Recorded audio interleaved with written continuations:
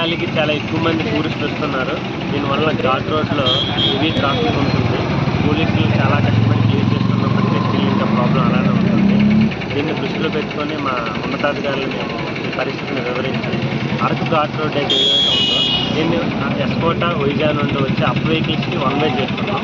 అలాగే వైజాగ్ ఎస్కోట విజయనగరం వెళ్లాల్సిన వాళ్ళు పార్డేరు ఘాట్ రోడ్డు వెళ్లాల్సిందిగా కోరుకుంటున్నాం. ప్రజలందరూ టూరిస్టులందరూ మా విజ్ఞప్తిని వినియోగించుకొని మాకు సహకరించాల్సిందిగా కోరుకుంటున్నాం. Thank you. పేరు ఉమా మహేష్. మేము విశాఖపట్నం నుంచి వస్తున్నాం.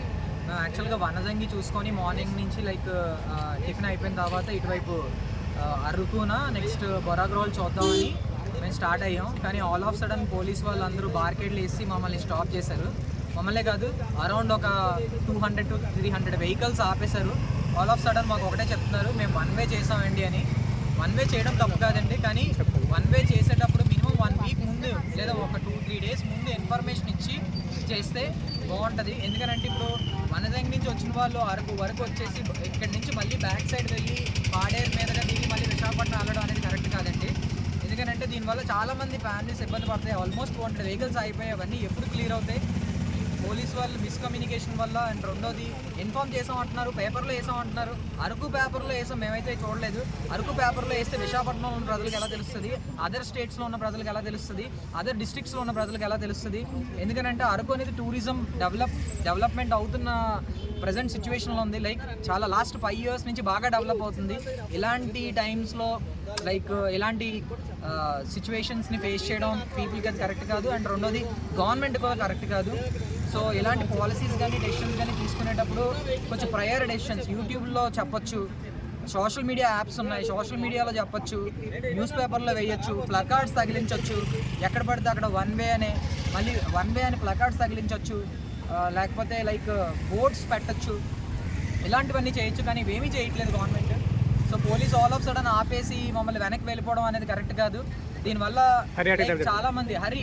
చాలా మంది డ్యూటీస్కి వెళ్ళే వాళ్ళు ఉంటారండి రేపు పొద్దున్న. ఇప్పుడు 2-3 గంటల నుంచి ఆగిపోయారు. వాళ్ళ పొజిషన్స్ ఏంటి? మళ్ళీ వెనక్కి వెళ్ళాలంటే ఆ రాత్రి 2 అవ్వచ్చు, 3 అవ్వచ్చు. సో ఇలాంటి సిచ్యువేషన్స్ని ఫేస్ చేసేటట్టు చేయడం కరెక్ట్ కాదు. సో దీని గురించి హైయర్ అథారిటీస్ ఎవరైతే ఉంటారో కొంచెం డెసిషన్స్ తీసుకునేటప్పుడు ప్రాపర్గా తీసుకొని ప్రజలకు ఇబ్బంది కలగకుండా ఉంటే మాత్రం అది అందరికీ మంచిది. సో దానివల్ల టూరిజం కూడా డెవలప్ అవుతుంది. అదర్ స్టేట్స్ నుంచి ఎక్కువ మంది వస్తారు. ఎలాంటివి ఉన్నాయని తెలిస్తే ఇప్పుడు ఇవన్నీ సోషల్ మీడియాలో ఖచ్చితంగా ట్రోల్ అవుతాయి. సో డెఫినెట్గా వచ్చే వాళ్ళందరూ ఆగుతారు. సో ఇలాంటివన్నీ జరగకుండా టూరిజంని డెవలప్ చేయడానికి పోలీస్ శాఖ అండ్ అలాగే గవర్నమెంట్ కూడా మంచి డెసిషన్స్ తీసుకొని ముందుగా ప్రజలకు చెప్తే అది హెల్ప్ఫుల్గా ఉంటుంది. సో దానివల్ల ఖచ్చితంగా అందరికీ మంచి జరుగుతుంది, ఇబ్బంది పడకుండా ఉంటారు. Thank you. పేరు ఉమా మహేష్. మేము విశాఖపట్నం నుంచి వస్తున్నాం. మేము యాక్చువల్గా వనజంగి చూసుకొని మార్నింగ్ నుంచి టిఫిన్ అయిపోయిన తర్వాత ఇటువైపు అరకున నెక్స్ట్ బొరాగ్రోల్ చూద్దామని మేము స్టార్ట్ అయ్యాం. కానీ ఆల్ ఆఫ్ సడన్ పోలీస్ వాళ్ళు అందరూ బార్కెట్లు వేసి మమ్మల్ని స్టాప్ చేశారు. మమ్మల్నే కాదు, అరౌండ్ ఒక 200 to 300 వెహికల్స్ ఆపేశారు. ఆల్ ఆఫ్ సడన్ మాకు ఒకటే చెప్తున్నారు, మేము వన్ వే చేసామండి అని. వన్ వే చేయడం తప్పు కాదండి, కానీ వన్ వే చేసేటప్పుడు మినిమం 1 వీక్ ముందు లేదా ఒక 2-3 డేస్ ముందు ఇన్ఫర్మేషన్ ఇచ్చి చేస్తే బాగుంటుంది. ఎందుకంటే ఇప్పుడు వనజంగి నుంచి వచ్చిన వాళ్ళు అరకు వరకు వచ్చేసి ఇక్కడి నుంచి మళ్ళీ బ్యాక్ సైడ్ వెళ్ళి పాడేరు మీదగా దిగి మళ్ళీ విశాఖపట్నం వెళ్ళడం అనేది కరెక్ట్ కాదండి. ఎందుకంటే దీనివల్ల చాలామంది ఫ్యామిలీస్ ఇబ్బంది పడతాయి. ఆల్మోస్ట్ 200 వెహికల్స్ అయిపోయాయి. అవన్నీ ఎప్పుడు క్లియర్ అవుతాయి? పోలీస్ వాళ్ళు మిస్కమ్యూనికేషన్ వల్ల. అండ్ రెండోది, ఇన్ఫామ్ చేసామంటున్నారు, పేపర్లో వేసామంటున్నారు. అరకు పేపర్లో వేసాం, మేమైతే చూడలేదు. అరకు పేపర్లో వేస్తే విశాఖపట్నంలో ఉన్న ప్రజలకు ఎలా తెలుస్తుంది? అదర్ స్టేట్స్లో ఉన్న ప్రజలకు ఎలా తెలుస్తుంది? అదర్ డిస్ట్రిక్ట్స్లో ఉన్న ప్రజలకు ఎలా తెలుస్తుంది?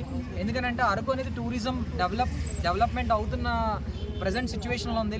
చాలా లాస్ట్ 5 years నుంచి బాగా డెవలప్ అవుతుంది. ఇలాంటి టైమ్స్లో ఇలాంటి సిచ్యువేషన్స్ని ఫేస్ చేయడం పీపుల్కి అది కరెక్ట్ కాదు. అండ్ రెండోది, గవర్నమెంట్ కూడా కరెక్ట్ కాదు. సో ఇలాంటి పాలసీస్ కానీ డెసిషన్స్ కానీ తీసుకునేటప్పుడు కొంచెం ప్రయర్ డెసిషన్స్ యూట్యూబ్లో చెప్పొచ్చు, సోషల్ మీడియా యాప్స్ ఉన్నాయి, సోషల్ మీడియాలో చెప్పొచ్చు, న్యూస్ పేపర్లో వేయచ్చు, ప్లకార్డ్స్ తగిలించవచ్చు. ఎక్కడ పడితే అక్కడ వన్ వే అని ప్లకార్డ్స్ తగిలించవచ్చు. లేకపోతే బోర్డ్స్ పెట్టచ్చు. ఇలాంటివన్నీ చేయొచ్చు, కానీ ఇవేమీ చేయట్లేదు government. So police all of sudden ఆపేసి మమ్మల్ని వెనక్కి వెళ్ళిపోవడం అనేది కరెక్ట్ కాదు. దీనివల్ల చాలా మంది డ్యూటీస్కి వెళ్ళే వాళ్ళు ఉంటారండి రేపు పొద్దున్న. ఇప్పుడు 2-3 గంటల నుంచి ఆగిపోయారు. వాళ్ళ పొజిషన్స్ ఏంటి, మళ్ళీ వెనక్కి వెళ్ళాలంటే ఆ రాత్రి 2 అవ్వచ్చు 3 అవ్వచ్చు. సో ఇలాంటి సిచ్యువేషన్స్ని ఫేస్ చేసేటట్టు చేయడం కరెక్ట్ కాదు. సో దీని గురించి లైక్ హైయర్ అథారిటీస్ ఎవరైతే ఉంటారో కొంచెం డెసిషన్స్ తీసుకునేటప్పుడు ప్రాపర్గా తీసుకొని ప్రజలకు ఇబ్బంది కలగకుండా ఉంటే మాత్రం అది అందరికీ మంచిది. సో దానివల్ల టూరిజం కూడా డెవలప్ అవుతుంది. అదర్ స్టేట్స్ నుంచి ఎక్కువ మంది వస్తారు. ఎలాంటివి ఉన్నాయని తెలిస్తే ఇప్పుడు ఇవన్నీ సోషల్ మీడియాలో ఖచ్చితంగా ట్రోల్ అవుతాయి. సో డెఫినెట్గా వచ్చే వాళ్ళందరూ ఆగుతారు. సో ఇలాంటివన్నీ జరగకుండా టూరిజంని డెవలప్ చేయడానికి పోలీస్ శాఖ అండ్ అలాగే గవర్నమెంట్ కూడా మంచి డెసిషన్స్ తీసుకొని ముందుగా ప్రజలకు చెప్తే అది హెల్ప్ఫుల్గా ఉంటుంది. సో దానివల్ల ఖచ్చితంగా అందరికీ మంచి జరుగుతుంది, ఇబ్బంది పడకుండా ఉంటారు. Thank you.